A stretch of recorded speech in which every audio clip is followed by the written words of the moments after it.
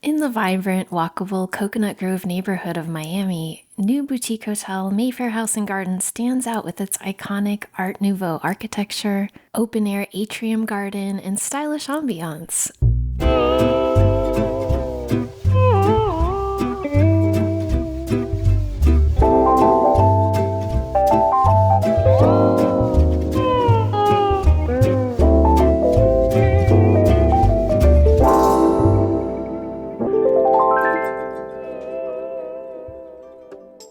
Hey travel friends, it's Helen with Nicely Travel, and in this video we're exploring Mayfair House and Garden. If you're someone who prefers to avoid the crowds of the more popular neighborhoods in Miami and Miami Beach like South Beach or Brickell or downtown Miami, Coconut Grove is an amazing neighborhood to stay in. It's probably the most walkable neighborhood in Miami. There's lots of trees and greenery, and this hotel sits right in the middle of the Coconut Grove neighborhood. Also, there are lots of parks nearby. The Biscayne Bay waterfront is very close. There's an enormous amount of restaurants, lots of variety and really tasty options surrounding the hotel. And the hotel is also just across the street from the open-air Coco Walk Mall, which has some really nice food options and some shopping too. And even though this neighborhood is slightly off the radar from the more prominent Miami neighborhoods, it's still got plenty of Miami liveliness. And because the neighborhood actually has its roots as an artist colony, there is a lot of street art around, and overall it's just got a very nice, authentic sort of locals vibe that is perhaps a bit more lacking in places like downtown Miami. So the location of Mayfair House gets a big thumbs up for me.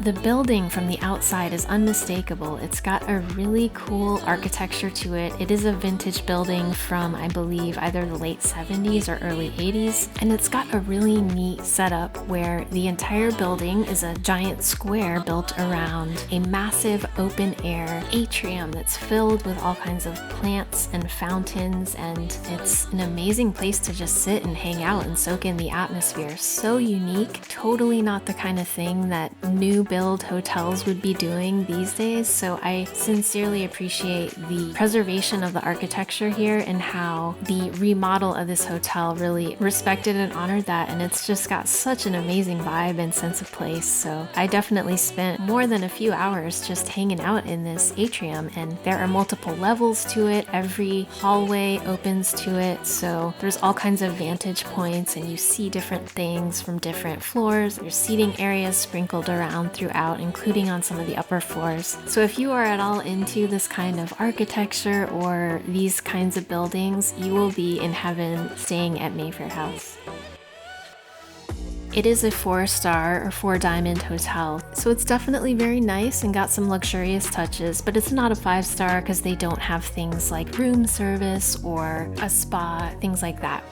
The amenities they do have, though, are pretty nice. They do have a pool on the roof. There's some really neat, colorful murals that are painted up there by the pool and lots of different seating options. And there's also a Caribbean-themed rum bar up there called Sip Sip. So it's a nice little spot to hang out, particularly at sunset, and there are some fantastic views of the surrounding Coconut Grove neighborhood from that rooftop.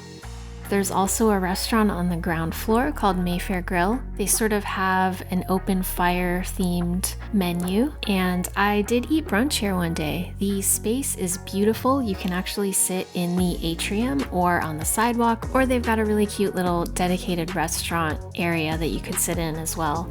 The food here was solid for brunch. I enjoyed it, and really nice service as well. Also, although I didn't get to check it out, they do have a really nice looking happy hour at Mayfair Grill, so if that's your speed, definitely look out for it.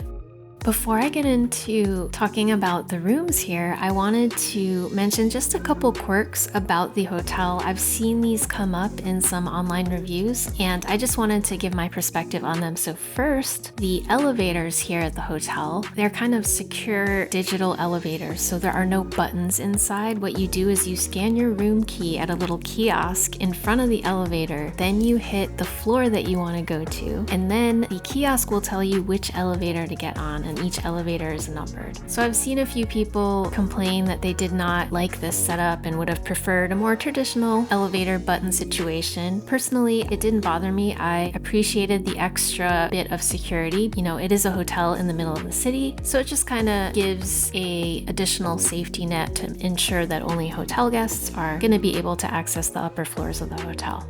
The other thing that I've seen a lot of people mention online is that they thought the hotel didn't really have a lobby, or that the lobby was just a little more low-key than they expected. I definitely disagree with the notion that there is no lobby here. I would say it's just a very minimalist lobby. It's not your typical soaring, high-ceilinged, massive check-in area. It's just a cozy little entry room where someone from the front desk staff will be hanging out with a tablet to either check you in or handle whatever front desk business you're trying to handle. This area is also where you can grab some of the hotel's free loaner bikes, and I found the staff that worked this area to be really friendly, always greeting me when I came in or left the hotel. And also when I first checked in, they offered me a nice cold beverage right away while they were getting the room ready, and that was a very nice touch as well.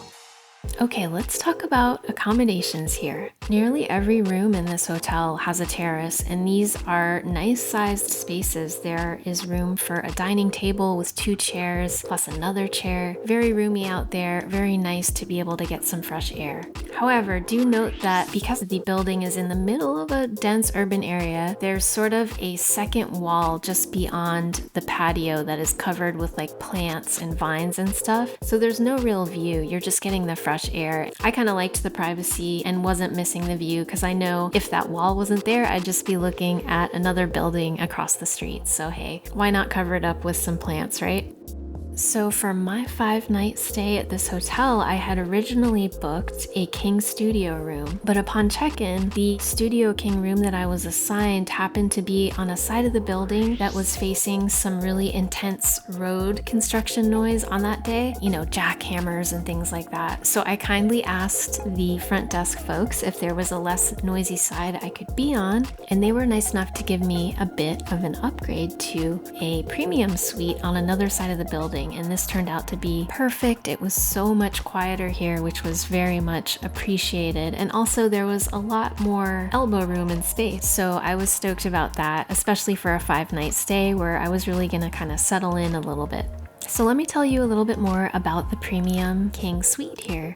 The room includes a sort of separated bedroom and living area. The living room side has a sectional sofa and a sleeper bed. There's a TV over there, a coffee table. That's where the mini bar is, and that's also where you access the terrace. Then on the bedroom side, there is a bed and a desk and a wardrobe for hanging up your clothes, as well as another TV. Connected to the bedroom is the bathroom, which was surprisingly large. The bathroom had double sinks and a sort of separated little toilet nook and a shower. Now, one note about the shower, it's open air. There's no shower curtain or door, so you do need to be a little bit careful when you're in there to not create a massive flood in your bathroom. And I was totally guilty of doing that at least one time. So look out for those open showers. But otherwise, I really enjoyed this bathroom. It was nice and big, good lighting. I liked the smell of the toiletry amenities. Now, beyond kind of the baseline furnishings and layout of this room, there's some little extras that I really liked about it. First off, there are some really cool features that are sprinkled throughout various rooms, depending on which one you get.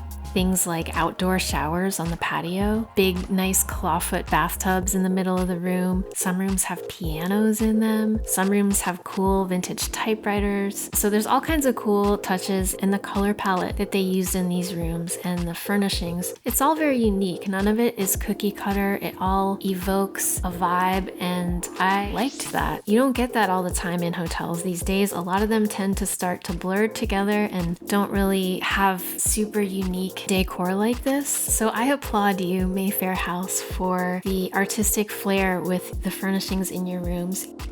Another super cool touch that just really charmed me, because I haven't stayed at a hotel that offered this in a really long time. As part of the mini bar in the room, there are of course the usual items that you would pay for, but they also provide a small selection of items complimentary. And these are high quality things, like you could get Mexican Coke, Mexican Sprite, some Fever Tree, club soda and tonics, so pretty high grade stuff. And every day someone would come around and replenish the free stuff, so they weren't just trying to be stingy and limit you to only whatever was in the fridge when you check in. I just love this touch. It's really nice. Thank you, Mayfair House. I hope you keep this awesome little perk for many years to come. Before we wrap up our tour of Mayfair House, let's get into some fast facts. Check-in time 4 p.m., check-out time 11 a.m. There are a total of 179 guest rooms here. There is a daily $25 resort fee here, and that covers things like Wi-Fi, local telephone calls, use of the hotel's loaner bikes, access to the fitness center, things like that. This is a pet-friendly hotel. They do charge a $150 one-time fee for cleaning the room after your pet's stay, and the pet has to be under 30 pounds. The hotel does offer parking, but valet only. Parking in general in Coconut Grove is notoriously difficult, so I do not recommend driving here or having a rental car when you stay here. Just my advice. If you are valeting your car overnight, it is $42 per night, so it's pretty steep. The hotel is about 5.2 miles away from Miami International Airport, so that equates to about a 20-minute drive. Not too bad. So travel friends, I've now had the opportunity to stay in several neighborhoods of Miami, and I'm curious, what's your favorite neighborhood to stay in Miami? Do you prefer staying in the city of Miami, Miami Beach? And if so, do you like to be in the middle of the action in South Beach, or is there a cool low-key area that you can recommend? Leave me a comment below and let me know. Quick note about this hotel stay. Nicely Travel was not comped or hosted. We paid out of pocket, and the opinions and observations shared in this video are our genuine, honest impressions. That's gonna wrap up our tour of Mayfair House and Garden. Thank you so much for joining me. If you enjoyed the video, please give it a like and hit that subscribe button. It really helps this channel and I truly appreciate it. I'll be back here very soon with another travel adventure, and in the meantime, continue to travel nicely.